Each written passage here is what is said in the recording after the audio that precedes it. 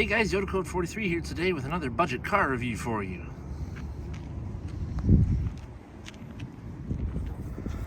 Today I'm checking out this 1996 Buick Regal Limited.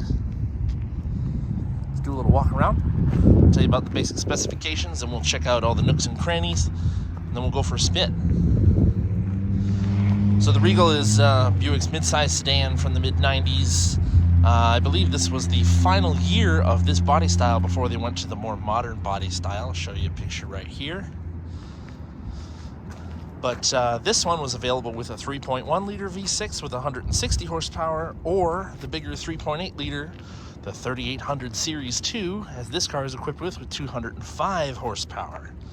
And both available with the 4-speed automatic 4T60E transmission.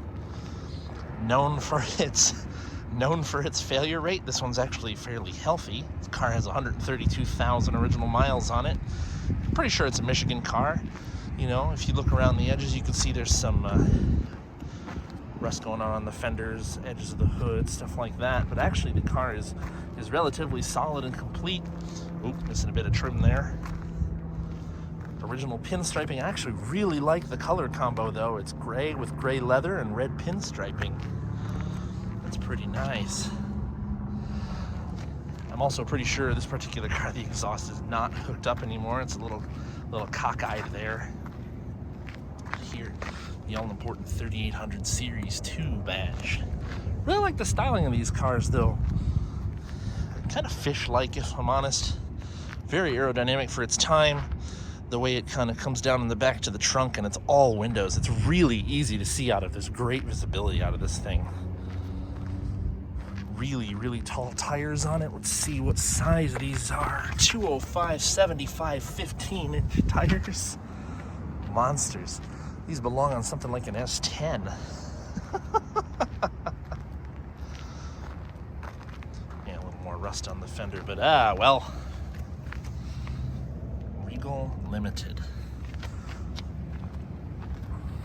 Let's check out the inside. Start with the back. Love the way these doors sound. Heavy. So like I say, gray leather interior. You got gray leather inserts in the doors. Gray carpet, gray headliner, gray everything. But I like the patterning on the seats. The leather is actually pretty resilient stuff considering it's 26 years old now. Typical GM headliner failure of the 1990s, as you'd expect. It actually has a decent sound system, considering there's no sub. It's got two big speakers on the rear window that reflect the sound forward, and then speakers in the front doors.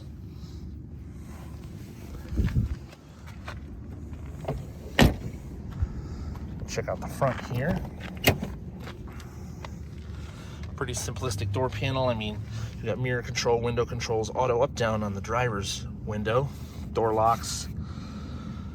This, I believe, was actually window lock, but I didn't play with it. It's a busted switch. Look at that. Concert Sound 2. Interesting. I never knew this about these cars. The hood release is on the floor. Very interesting. Power seats, at least in this limited trim. Those controls date back to the early 1980s, but, you know, here they are. Pretty supportive, but also couch-like seats. A little more wear in the front here than the rear, but still could be cleaned up real nice. Some wear and tear on the steering wheel. Gauges are pretty typical 90s GM. Everything is large and easy to read. Like I said, 132,000 miles. All the gauges work. The steering wheel has lots of controls on it for changing the radio stuff. Radio settings, I should say. Headlight controls and dimmer switch over here. You have map lights up top and a storage cubby. Center stack is pretty simplistic. Everything is plastic inside of this car, as you'd expect from 90s GM. A fully automatic climate control, which is nice. It's very powerful. It works really well. Typical Delco stereo of the time, CD and cassette, actually. You have a power point right here near the key. Another cubby hole down below. And I believe that's an ashtray there. Let's find out. Yep, definitely an ashtray. Tall, way out of place shifter, but this was the 90s. And then you've got double cup holders, which flip forward and spring into place. Big center console and large glove box as well. Again, Regal Limited printed on the dash. And then I spotted this. That is climate control, rather temperature selection for the passenger. This car has dual zone climate control in 1996. Dual, look at that. I was really surprised to see that, but good job GM. And then large visors that also have extender flaps for when you're really feeling allergic to daylight. Yeah, that's pretty much the basics here. And I'll show you under the hood next. All right, so now I'm going to show you under the hood and tell you about the engine. See if I can figure out the way in.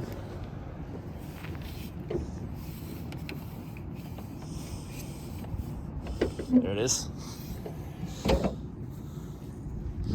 So like I said, the 3800 Series 2, I believe 1996 was the first year for this.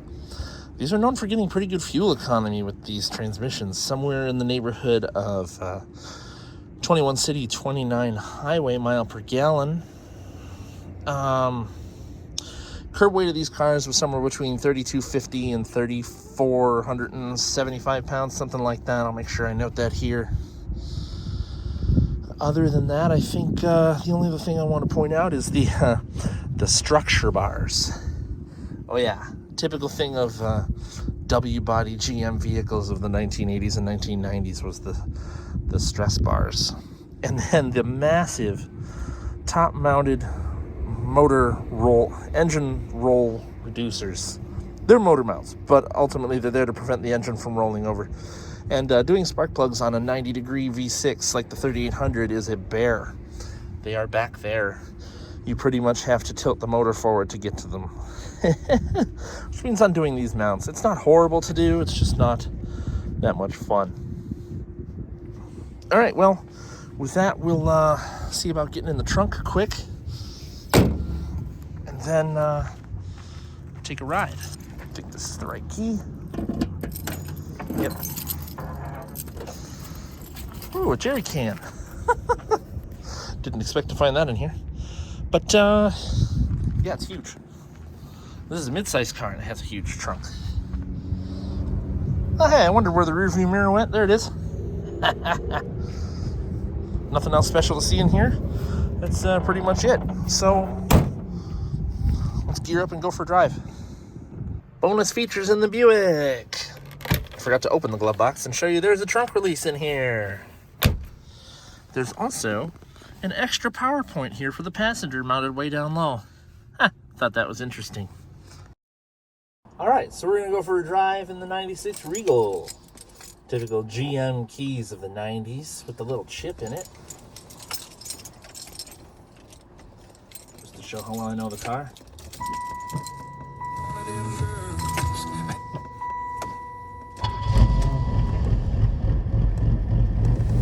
Lights off immediately.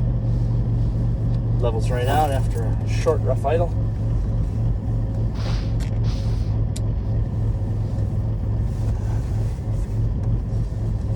And if it looks like I'm having a hard time, it's because I am. I had a little back spasm while filming. It was great. So, back pain right now. Okay, so we're going for a drive. Yes, that's the stuff.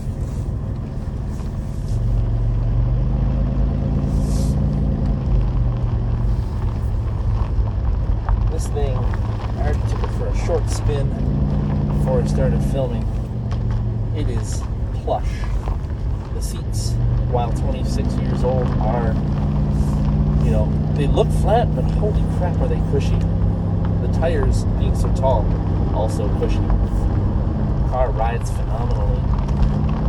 As you'll see here in a minute, it's actually got some guts. 3800 insides. Kind of a 90s hot rod.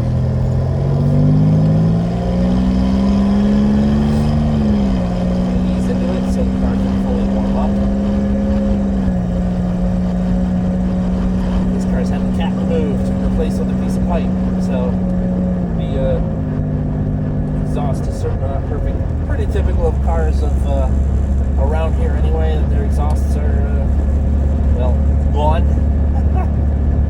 This one's exhaust was there, but it's been modified since.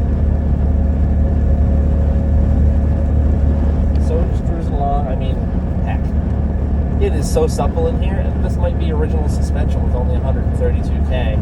It rides wonderful. The car doesn't even handle that bad either, and it is on probably some pretty old all seasons, if I'm honest. But they're, like I say, they're tall, so they squeal at the slightest whiff of the throttle as well. It's very responsive down low and very torquey.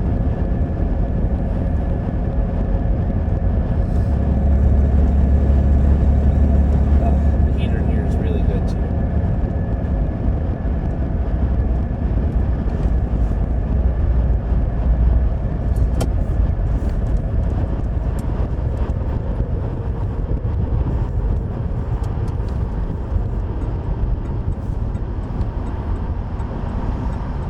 Satisfactory sound of an old GM turn signal.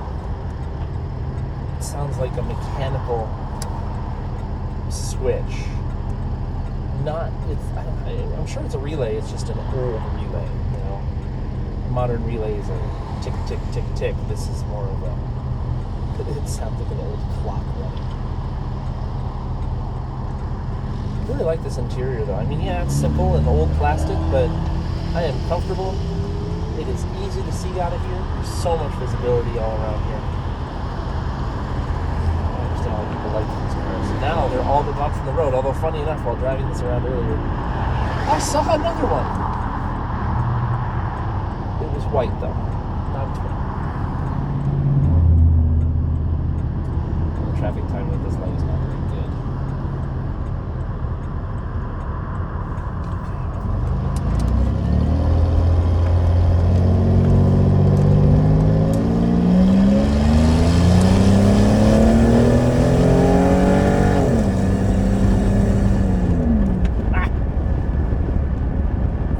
To almost 50. Shifts at like 5,700 RPM, something like that. Good old 3,800.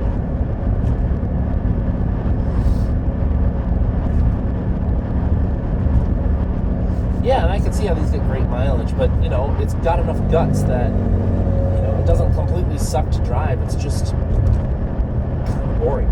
There's just not a lot exciting going on, especially, you know, here in 2022, there's just not a lot of features in the car. But it's a very basic car. They're very cheap. I'm pretty sure my buddy's about to sell this one for like $1,700. It's worth, excuse me, every bit of that.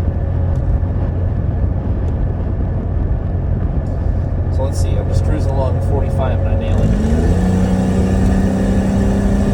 Yeah, it's happy to go. Man.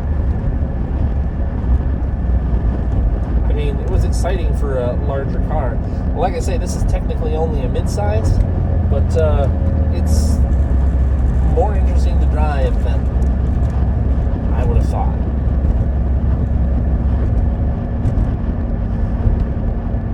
And what else I was saying with that is, it's midsize, but it feels like a full size. My LS400 feels like it has the same amount of room inside, and that's an upper midsize, if not a full-size class car.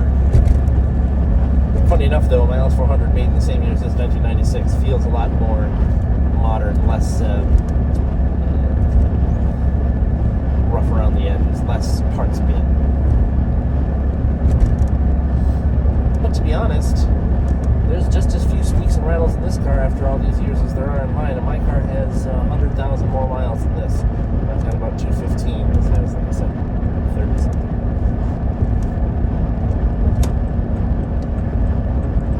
So easy to drive. Everything works. Cruise control, AC, everything. We're going to turn around right here and head back. I don't really feel a need to go up on the highway because it's going to feel the same as it does on the normal roads.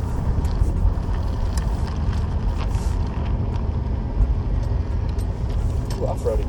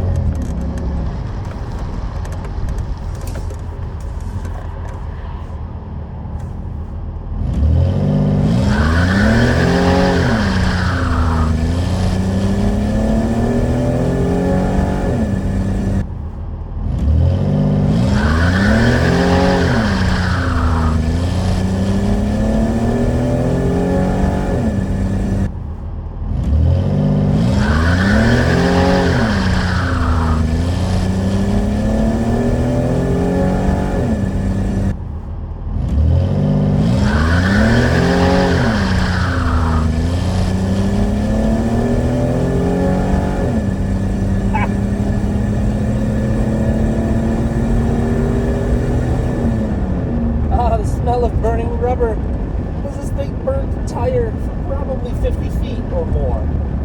All the way through first and shifted into second, then came back.